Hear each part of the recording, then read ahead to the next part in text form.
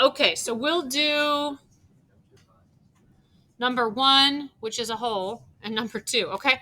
So remember how I said that this is exactly the same math as the other problems that we've been doing all year long?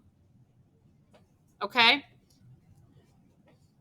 How many moles are in this number of liters of NO2 at STP? You see that? Remember how I said that you were going to see that? Okay? So you just literally take 13.5 liters of NO2. Anybody know what I'm going to do next? What? I'm going to make a times, and I'm going to make a line. Did that surprise anybody? How many times have I done that in this class? 1 mole of times? A lot of times. Okay? So then the question is, do we know what's the numerical relationship for how many liters are in a mole?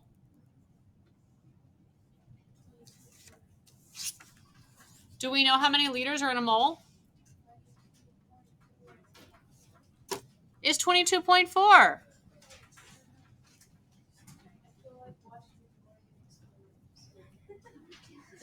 There you go, right? Do you know how to put that in your calculator? You just take the first number and you multiply times everything that's in the top. Is that silly to do? I don't need to do it, but I did it just to make a point. And then you divide by everything that's in the bottom and you press equal and you're done. So the answer is 0. And then I have 3 numbers here, right? The 1, the 3, and the 5. So I'm going to keep 3 numbers in my answer. So 6, 0, and then 6 here makes the 2 go up. So I have to do 603. And the unit of measure is moles because liters and liters canceled out. Sound good? That's not too bad, right? Not too bad at all.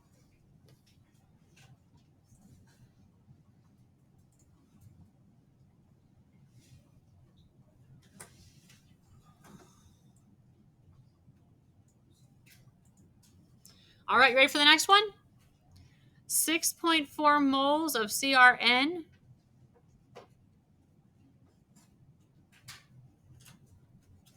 And it wants to know how many particles are in there this time. What am I going to do next, guys?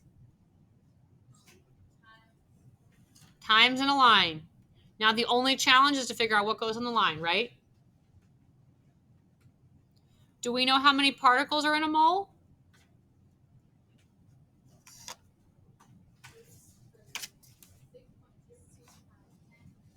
There it is right there. We have to put mole on the bottom because mole is on the top in the problem.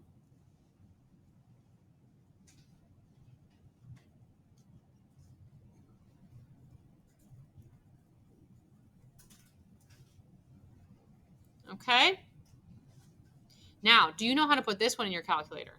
This one's actually a little more tricky because it has scientific notation in it, right? So let's talk about scientific notation just a little bit, okay?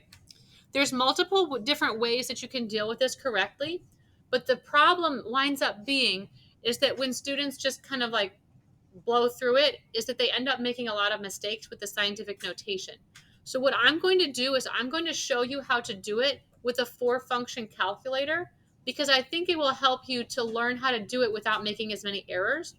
And if you have a calculator that you know how to do scientific notation with and you want to do it that way, that is totally cool. But I'm going to show you how to do it with a 4-function calculator. Sound good? That's the kind of calculator that I give out. So if you have a different calculator that you want to use, then you can do that.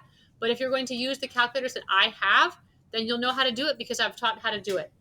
Also, just of note, if you want to use your phone for a calculator, that's completely okay as long as you're not taking a test or quiz. So I want you to use only the 4-function aspect of your phone calculator.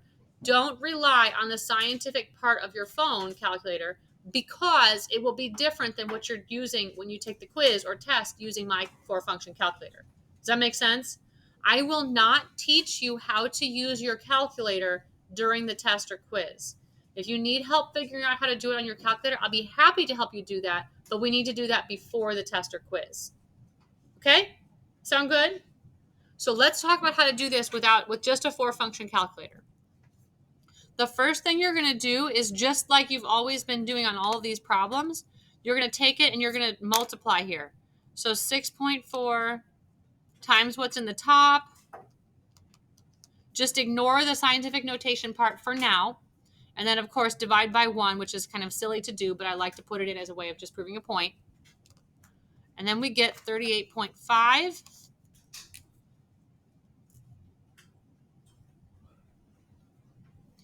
And then you have to rewrite this scientific notation part, times 10 to the 24th. Okay?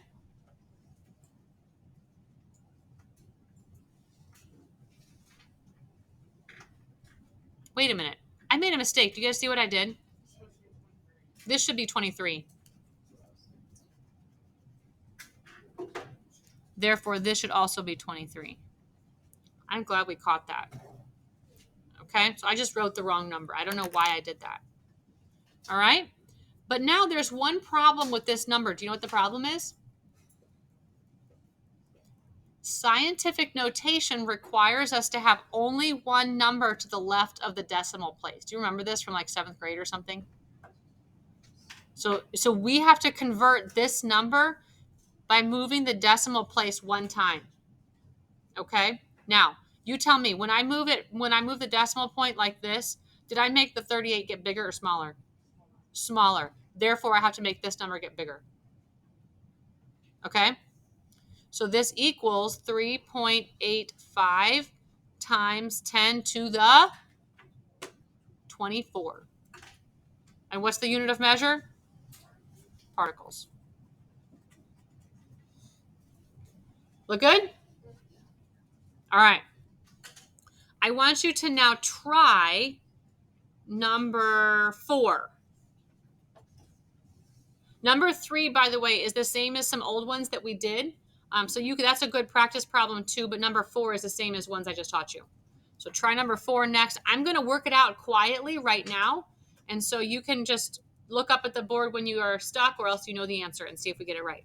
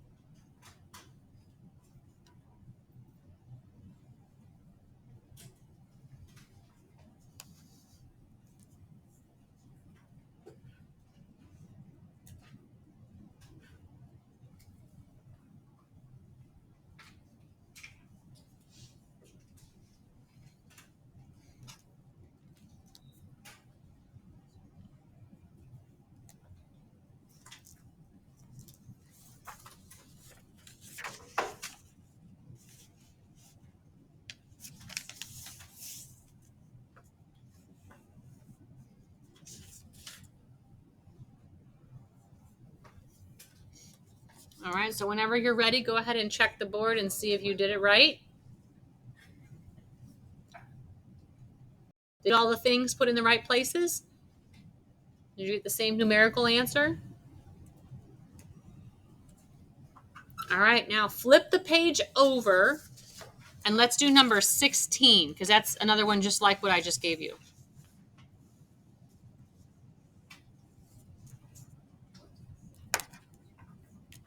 So now, one thing that I want you to notice about this worksheet is that this worksheet doesn't have subscripts and superscripts. Do you see that?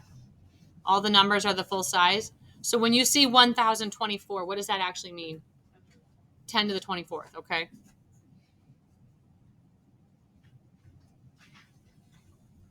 I don't know. There's no good way to write that, but I need to edit this worksheet, but I have not yet. So that's what it is for now. So I'm going to just work through this quietly. I want you to try it.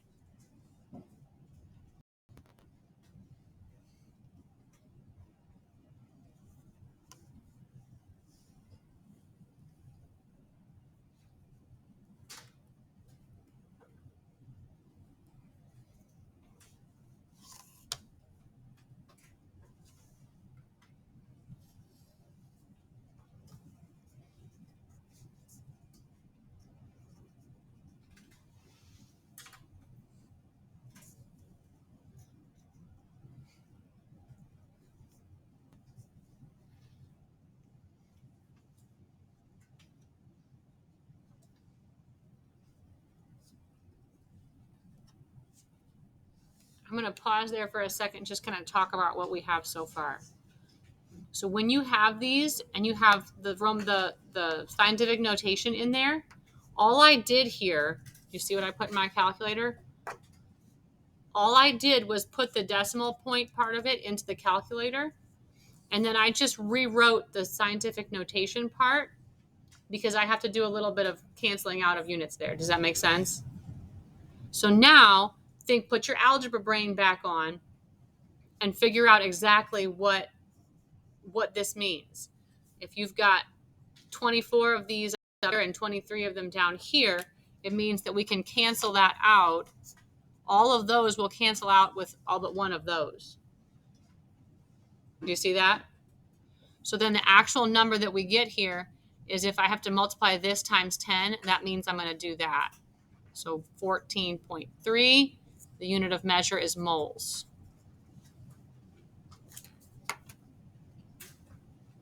Does that make sense? The hardest thing about these is probably the scientific notation.